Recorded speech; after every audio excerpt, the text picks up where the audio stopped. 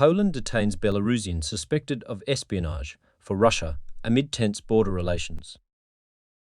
Poland has arrested a Belarusian man suspected of participating in a Russian spy network, as reported by Mariusz Kaminski, the Polish Interior Minister, on Friday.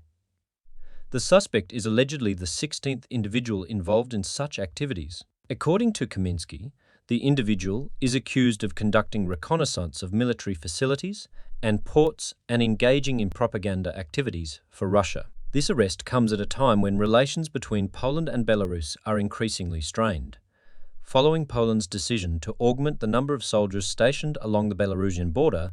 Tensions have heightened. Prime Minister Mateusz Morawiecki of Poland also expressed concerns over the movement of over 100 Wagner mercenaries towards the Suwałki corridor, which he labelled as a precursor to a further hybrid assault on Polish territory. The Suwałki Gap, a 60-mile stretch, bears strategic importance for NATO, the European Union, Russia and Belarus.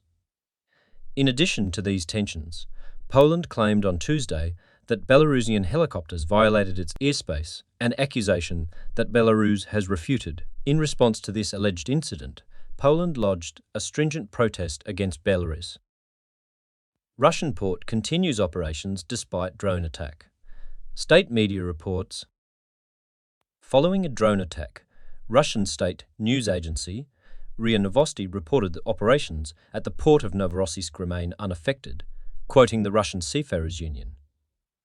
According to the agency, cargo operations are proceeding as planned, and the Russian military repelled an attack by 2 surface drones without any casualties or damage. This report is contrary to video evidence and statements from a Ukrainian source to CNN, which state that the attack on Russian naval vessels in Novorossiysk was a joint operation by the Security Service of Ukraine and the Ukrainian Navy. The source claimed that a sea drone laden with 450 kilograms of TNT was used to attack a ship with around 100 Russian servicemen on board. Social media videos show a Russian warship listing heavily and being towed following Moscow's claims of averting a Ukrainian sea drone attack on the Black Sea base. Several Russian blogger accounts and social media videos appear to identify the vessel in distress as the warship Olenegorski Gornyak. Ukraine reports significant Russian losses and continued battles around Bakhmut. Ukraine's military claims to have inflicted significant losses on Russian forces along the Eastern Front, successfully thwarting any enemy advances. Ukrainian forces continue to resist the Russian offensive at Kupiansk and Lyman, according to Pavlo Kovalchuk, spokesman for the General Staff. In the Bakhmut region, the defense forces are fortifying their positions amidst ongoing heavy fighting. Maxim Zorin, the acting commander of the 3rd Assault Brigade, which has been intensely involved in the fighting around Bakhmut, reported that extremely difficult daily battles are taking place near the city. Ukrainian forces have been making efforts to capture high ground south of the city. Colonel General Oleksandr Syrsky, the commander of Ukrainian land forces, affirmed that as Russian forces continue aggressive maneuvers in the Kupiansk and Lyman sectors, Ukrainian troops persistently disrupt their plans, inflicting significant losses in personnel and equipment.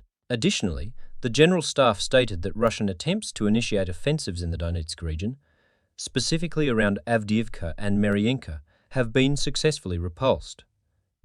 Kovalchuk also reported continued offensive operations in the south towards Berdyansk and Melitopol, with Ukrainian units consolidating their positions.